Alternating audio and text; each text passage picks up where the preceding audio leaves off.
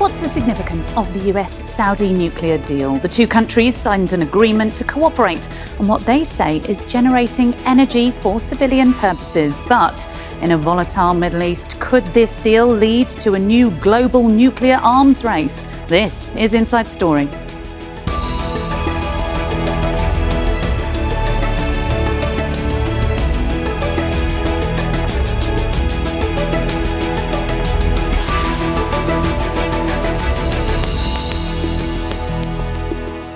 Hello, welcome to the programme. I'm Frankie McCamley. It's called a 1-2-3 agreement and would allow the United States to transfer civilian nuclear know-how and material to Saudi Arabia. The kingdom has long sought to develop nuclear power in order to reduce its dependence on oil. But the 30-year agreement could see Riyadh enriching its own uranium within a decade. And that's what's ignited concern across the Middle East, particularly as tensions escalate between Iran and the US. Critics argue the deal would usher in an era of nuclear proliferation. So, what are the long-term ramifications of the US-Saudi agreement? We're going to talk to our guests in a moment, but first, this report from Michael Apple. It's a nuclear agreement with Saudi Arabia that the US Energy Department calls historic. Signed on July the 22nd, the 30-year deal will reportedly allow Riyadh to launch a civilian nuclear program, enrich uranium, and build reactors on Saudi soil without UN inspections. Both the US and Saudi energy departments published statements announcing the pact. Riyadh says the move supports its efforts to diversify energy sources away from oil. A day later, US President Donald Trump posted on social media saying the kingdom's non-military use of nuclear energy is subject to it joining the Abraham Accords, something the White House press secretary reiterated. Yes, this deal with Saudi Arabia, the energy deal, is contingent on this condition as far as the president is concerned. So we'll continue to talk with our Saudi counterparts to get the deal finalized and hopefully see them joining the Abraham Accords very soon. Thank you very much. The Abraham Accords are a series of US-brokered agreements that normalize diplomatic, economic and security relations between Israel and several Muslim-majority countries. The terms of the nuclear deal have not been publicly released, and Saudi Arabia has not commented on Trump's ultimatum. On the streets of Riyadh, many have welcomed the agreement. Nuclear energy is peaceful and used in many industries. It's certainly beneficial to us, as it will increase the revenue from non-oil exports. We thank God for this agreement. It's primarily a peaceful agreement, and its completion has been long awaited. The deal is based on a legally binding international pact known as a 1-2-3 agreement, named for Section 123 of the US Atomic Energy Act. It sets out a legal framework governing peaceful nuclear cooperation with the US. Deals like this aren't unique or new to the Middle East. The United Arab Emirates signed one back in 2009. But what is new is Trump making the deal contingent on Saudi Arabia normalizing ties with Israel.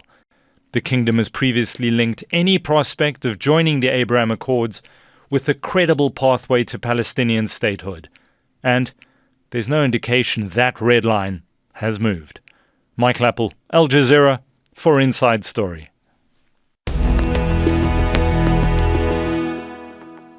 Well, let's bring in our guests now. Joining us from Riyadh is Abdulaziz Alghashian, a senior non-resident fellow at the Gulf International Forum. Barbara Slavin is a distinguished fellow at the Stimson Center who focuses on US foreign policy on Iran and the Gulf. She joins us from Washington, D.C. And Simon Mabon, who is a professor at Lancaster University and the author of The Struggle for Supremacy in the Middle East, Saudi Arabia and Iran. He joins us from Lancaster in England. A warm welcome to all of you and thank you for joining us here on the programme. First, Abdulaziz, I'd like to start with you and just the deal itself.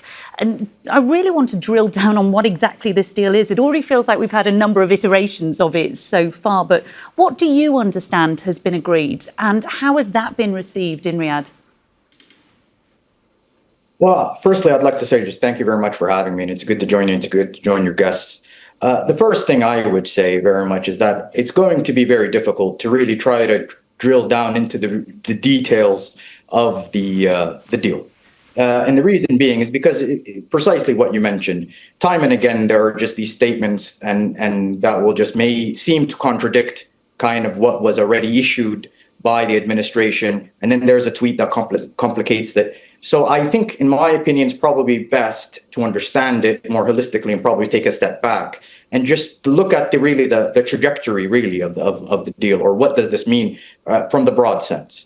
I think I could probably summarize it as an American first approach meeting a Saudi first approach. And this is really, I think, part of the chemistry that both MBS and Trump have, is that this deal actually makes sense for both of them for different reasons. And for Saudi Arabia, it is very much strategic for many reasons. As was mentioned, I think, in your introductory segment, this will improve the capacity for Saudi Arabia to fuel the economy and to fuel the running of the everyday requirements of Saudi Arabia. But more importantly, I think it would also provide Saudi with probably leverage in more geopolitical sense. It will kind of broaden the scope of negotiations of what it could negotiate over. It could really begin to, I think, provide more options regarding having a better say in the region. And also, it could then begin to diversify a lot of the exportation that it has. Not only the use of energy, but also Saudi Arabia wants to export uranium. So this then helps do that. But also, in another sense, I think it helps entrench the Saudi-American relations even more. Even though they're at a time where there is a lot of doubt regarding the United States and its actions and the volatility of the White House, I think what Saudi Arabia sees, especially what this war has illustrated in the past couple of months, is that the United States is the only actor, the only non-regional actor that is able to exercise as much influence as it did. So therefore, I think having relations with the United States, especially on matters of nuclear issues, sensitive issues, will then increase its relations with the United States, probably increase its incentivization to really work with Saudi Arabia. And I think it just does other things as well. And I don't want to take too much of your time, but I think that's just in the broad sense. Absolutely not at all. You're here to speak and we really want to hear your thoughts. I just want to there was a word that just stood out to me that you just said, Abdulaziz, the word leverage. Barbara, over to you. Is that what the US is really after here, leverage in the Middle East? First of all, good to be with you and good to discuss this topic. Well, the US has enormous leverage because of its military power, as we have seen over the course of the war. I think Donald Trump is, of course, very transactional and very interested in projects that bring the US money. And in recent years, Russia and China have been the major players in the international nuclear industry in terms of providing reactors and other technology. So Trump would obviously like a piece of that for the United States. Beyond that, I think this would help solidify US-Saudi relations, assuming it goes forward. And of course, there are still obstacles, and we can talk about that, not just the Abraham Accords, but congressional review that has to come. And, the Saudis clearly have not been happy with the United States' pursuit of this war against Iran, which has destabilized the entire region and hurt GCC economies. So it's a way to patch things up and to serve U.S. commercial interests. I see it that way. And Simon, I just want to bring you in as well. There's a lot of criticism surrounding this deal. You'll have seen it lacks oversight, some say, and guardrails that previous nuclear agreements do. So Saudi Arabia reportedly not going to be subject to the most rigorous monitoring of the UN nuclear watchdog. How is this being viewed in the wider region, would you say? Yeah, first of all, thank you again for having me on and for letting me share the panel with these two wonderful experts. I think it's a really interesting one in the sense that, unlike the deal with the UAE, for example, back in 2009, the Saudi deal does not seem to have those same handrails. It doesn't seem to have the same guardrails that one would normally expect with a 123 agreement, with the non-proliferation treaties, broader parameters, or indeed the International Atomic Energy Association's broader expectations about what a nuclear agreement would look like. So in that regard, I think there's going to be a bit of frustration in the Emirates, for example, that the Saudis have seemingly got a sweeter deal than they did. And I think in Tehran, for instance, there's going to be a lot of anger and a lot of frustration about a perceived hypocrisy here. After all, going back to the early narratives around the US-led conflict with Iran, this was about the nuclear question. And now Washington has determined that Saudi Arabia, its main regional ally, it has the right to a civilian nuclear program, which Iran says it has, and has repeatedly said that it is not seeking a military nuclear program. So I think in that respect, there's going to be deep-seated charges of hypocrisy, a two-tier sort of standard about who gets to have such a nuclear program.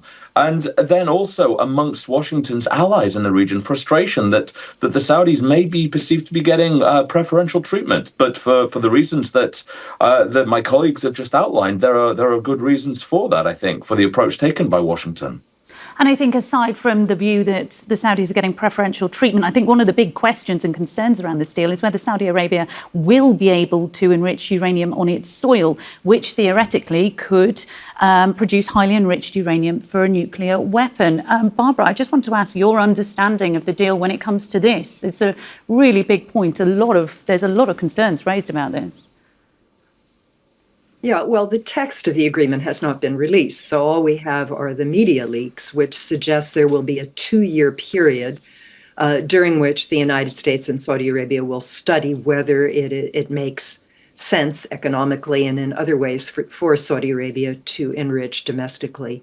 But I should just add that even if the Saudis do eventually have a facility to enrich uranium, they still can't manufacture fuel for a nuclear reactor. They would have to send the enriched uranium out of the country to produce the fuel assemblies for a reactor. So that is an added layer right there.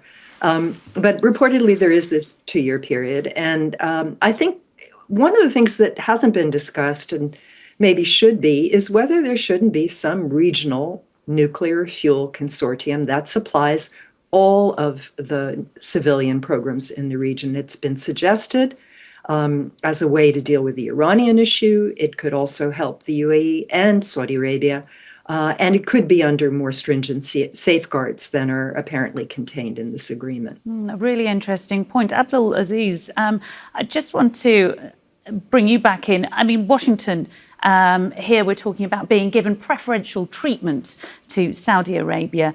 What would you say? Do you think Washington has lost its leverage over Saudi? Do you think that there was a time in the past where Washington could have said, look, if you want civilian plants, then you must do the following? But now it seems to have given Saudi, according to some, a very good deal. Well, I think what the Saudi ruling elite have successfully done is that they knew what resonates with Donald Trump, which is that this deal is something that is good for your interests. This deal will make you lots of money. And this is really the approach that the Saudis and many others have used. And this is what I meant when I said earlier that this is a Saudi first approach that kind of overlaps with an American first approach. And I think this is part of it. And this is also why that while Donald Trump may be viewed as problematic for the region, at times also there are opportunities. And so this is exactly an opportunity. Moreover, I think irrespective of the notion of joining the Abraham Accords, which I don't think Saudi Arabia will join anytime soon, one of the reasons why this is also viewed as a success is the fact in Saudi Arabia, is the fact that this is actually, I would argue, a blow for the prospect of imminent Saudi-Israeli normalization. We know that Donald Trump tweets something today and then tomorrow he will say something else. And I think the whole world knows this. This was kind of used before as leverage over the United States and for Israel in order for Saudi Arabia to recognize Israel. Now that is gone, or has diminished or decreased. And as a result, the cards that Israel can use in order to incentivize Saudi Arabia to normalize relations with it through the United States is becoming less and less. And that's what I meant by more leverage for Saudi. And I think this puts them in a far better position.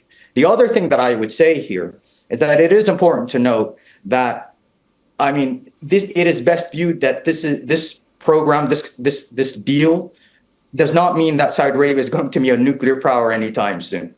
It wants to be. It doesn't mean it will be anytime soon, because this bet should be viewed as a beginning of an era in a new kind of era of relations in Saudi-American nuclear relations. It will develop, as you mentioned earlier, know-how.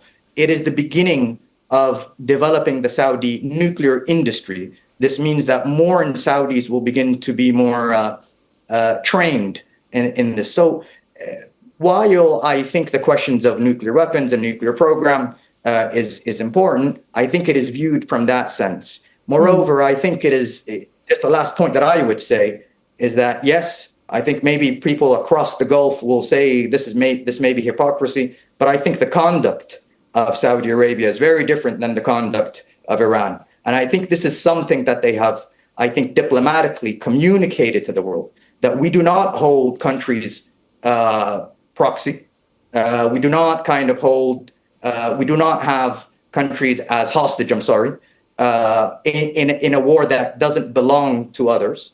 So this, I think, diplomatically puts them in a better position to lobby for such advantageous deals. Okay, you've made some good points there, Abdulaziz. Simon, I'd like to get your reaction to that. I can see you nodding there, but Abdulaziz saying that Saudi Arabia isn't going to become a nuclear powerhouse anytime soon. However, we have had statements from the Crown Prince saying that if Iran was to develop its nuclear weapon, Saudi Arabia would develop one too. How much of a concern would that be? And are the promises the US is giving that it will oversee any nuclear enrichment good enough? Well, I think there's a number of things going on here. I think we've got to untangle the program and the process through which a nuclear weapon is developed. This isn't something that can happen overnight. This is about, as Abdulaziz is saying, this is about developing skills, know-how, technology, a whole industry. And the idea of developing a bomb overnight, despite what the likes of Benjamin Netanyahu have been saying for decades now, is not a viable read of a situation. This takes time. It's not just going to transpire that the Saudis will get a nuclear weapon by virtue of having a civilian nuclear program. It takes a good deal of time. That being said, the protocols of oversight, I think there are questions to be asked. Of course, we've not seen the final deal. We've not seen the text of it. We don't know for a fact that it's actually going to get off the ground in light of the diplomacy via Truth Social that Donald Trump has resorted to once again. But in terms of process and in terms of oversight, I think there are questions that do need to be asked if what we're hearing is accurate, in the sense that there doesn't seem to be the IAEA oversight. There is no requirement for the Saudis to join to adhere to the additional protocols that one would normally be expected to sign up to when developing a civilian nuclear program. And we don't know what the actual level of US oversight over this program is. So there are, I think, procedural questions that do need to be asked about all of this. But I think just to reassert what Abdulaziz is saying, this is not about Saudi getting a bomb necessarily. There are other ways that the Saudis could have got a nuclear weapon should they be wanting one, I would argue. And this is, I would argue, far more about a civilian program, developing an industry, diversification, prestige, perhaps, as well, part of the nuclear prestige that one gets from a civilian nuclear program, and really pushing forward with a different element of Vision 2030 after a number of small setbacks, I would argue. We talk about lots of questions to be asked. Barbara, we've briefly mentioned the Abraham Accords, something that we do need to delve into. When the agreement obviously first announced, there was no mention of Saudi Arabia joining the Abraham Accords. But we then later got a statement to say that President Trump had said that this deal was on the condition that that Saudi joined that. What, in your eyes, I think a lot of people are going to be asking the question, what happened here? Was it always part of the agreement? Or do you think it was something that Donald Trump perhaps backtracked on? Was there a U-turn? Or could he have been listening to somebody? Oh, my goodness. Donald Trump changing his mind. When have we seen that? Look, there was a lot of criticism when the leak came out about the agreement that it didn't require Saudi Arabia to normalize relations with Israel. Criticism from Israel and from Israel supporters in the United States. And of course, that had been a condition set by the Biden administration for a nuclear deal with Saudi Arabia. But look, it's not realistic under current circumstances. However, things can change. Israel is having elections soon, and Bibi Netanyahu will perhaps not be prime minister anymore, and certainly the right-wing government that he has led is likely to change. Israeli policy hopefully will change toward Gaza, toward Lebanon, toward the West Bank, and that could conceivably make it more palatable for Saudi Arabia to establish relations with Israel if it indeed begins a process of trying to meet Palestinian aspirations, not just for statehood, but for simple dignity. So a lot can change. And of course, the enrichment is supposed to be studied for a couple of years. So that gives time. It also gives time for the end of the Trump administration and perhaps a different American administration, which also might have a different view about this. And also, I think we do have to remember that this deal still needs to be approved by Congress. Barbara, do you think it would go through? Yeah. Do you think it could be blocked? That's less of an impediment because it has to be blocked by a veto-proof majority. 2/3 of Congress would have to say that they don't want this agreement, and that's a high bar for anything. I mean, the Joint Comprehensive Plan of Action with Iran got through because there weren't 2/3 majorities in both houses to block it. So I don't think that's a huge impediment, but there will be a debate which will give an opportunity for proponents and opponents of such a deal to speak. And that perhaps could affect also the way this goes. I just want to ask all three of you, what if Saudi Arabia doesn't sign the Abraham Accord? We've spoken about it briefly. The US clearly trying to maintain relationships with Saudi Arabia during this volatile time in the Middle East. But what if it doesn't go ahead? Of course, Saudi ships are being targeted.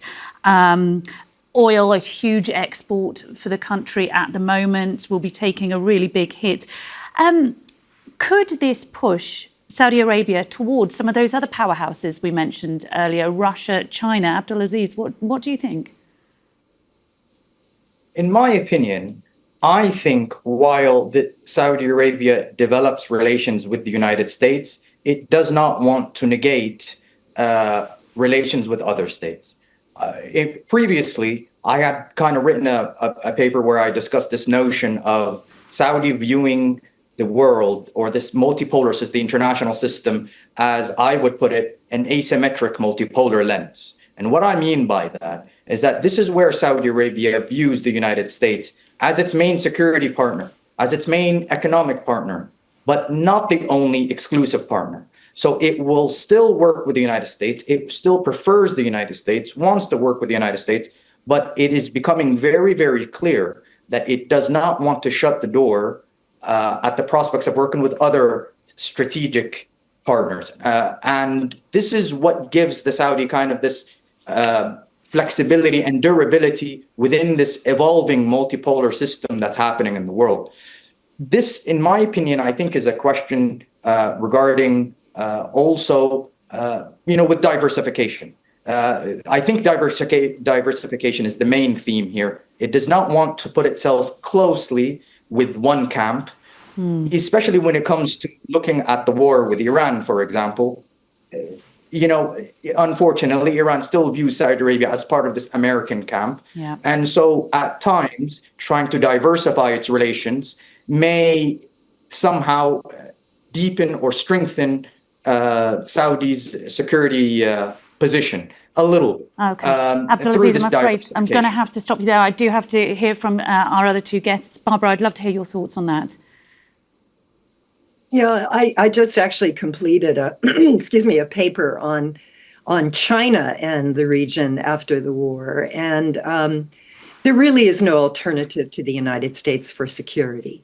But in economic terms, I mean, Saudi Arabia could buy the reactors from China. Why not? It has chosen so far not to, but there are alternatives. And I think the Trump administration is certainly well aware of that. Okay. And Simon, I mean, is this unstable region becoming even more so? Yeah, it's a region in flux, of course, and the conflict is certainly not helping it. But with regard to this specific deal, I would envisage it happening. I would envisage, even if the Saudis do not sign the Abraham Accords or join up to them, and I do not think that they will right now or anytime soon without those steps taken that MBS has made unequivocally clear about the Palestinian statehood. I think that the Americans and the Saudis will reach an agreement here for a number of reasons, but mostly because I think it's in both their interests. As Aziz was saying, it's a Saudi first, American first approach. Donald Trump knows that he wants to keep the Saudis firmly on side. He wants to keep the Saudis under a U.S. security umbrella. The Saudis have got a broadly good deal. They know that they can get a good deal from Donald Trump right now. And so I imagine that it will happen. I think that Donald Trump is trying to reverse engineer some of the terms of the deal. But ultimately, I think that this deal will get done. There'll be a 2-year period to reimagine, to take stock of things. But the deal will happen, I would imagine. Okay, Abdulaziz, I can see you want to quickly jump in. Just 10 seconds. Absolutely. What Saudi Arabia does view in Israel is that Saudi Arabia views Israel within a broader American file, unlike other Gulf countries. And this is why I think the deal will also go. Israel and normalization is Israel is currency between Saudi-American relations. And that's why I think it's not going to be an obstacle. Joining the Abraham Accords is not going to be an obstacle. And that's why I think it will continue. Okay, thank you so much. Thank you to all of our guests in Riyadh, Washington, D.C. and Lancaster. Good to have you on the programme. And thank you for watching too. You can see the programme anytime by visiting our website, aljazeera.com. And for further discussion, go to our Facebook page. That's facebook.com/AJ Inside Story. You can also join in the conversation on X. Our handle is AJ Inside Story. For now, that's it from me, Frankie McCamley, and the team here at Al Jazeera. The coverage continues in a moment. Stay tuned.